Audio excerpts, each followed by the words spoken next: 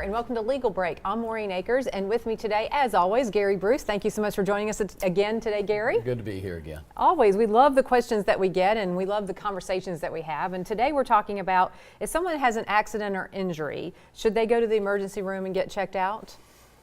Well, this is ask the lawyer, not ask the doctor, right?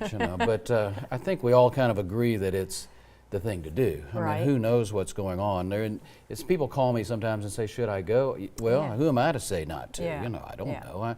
So that's a personal choice. I think it helps. If you're just talking the law side of it, insurance companies think you might not have been hurt if you don't go.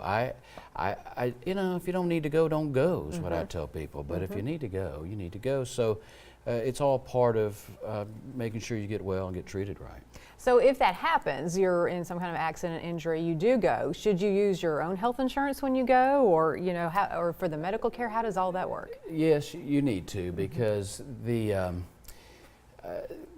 hospital ain't gonna wait on somebody else to pay, or the doctor's office. They want to be paid the way they are generally paid, the way they traditionally get paid. What we see people run into sometimes, and I don't understand this, and maybe somebody can write in and tell us, but a lot of offices say, well, if you're in a car wreck, we're not going to treat you. Your insurance won't pay, or they come up with all kinds of different excuses, but that's not true.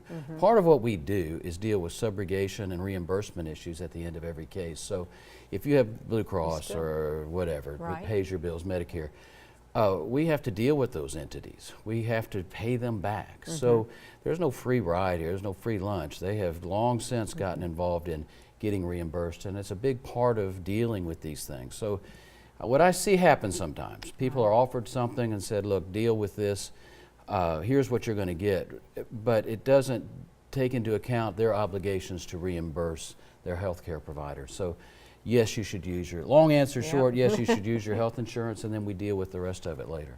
Wouldn't that make your health insurance go up, so you have basically now you have a claim on there, even if it's gotten reimbursed later or something? Health insurance doesn't work that way, it doesn't go up. People worry about their auto insurance going up. And it is not allowed to. The law says, look, you use the product we sold you, we can't penalize you for that. For using it. So we sold it to you, we want you to use it in theory, and in theory they need to have people use it or they can't justify a premium for it. So if you have a product, you buy insurance, you should use it. We can talk about that another day. There's some things there that we probably ought to discuss. Very good. Well, thank you so much for joining us today, Gary, and I look forward to seeing you on the very next Legal Break. Thank you.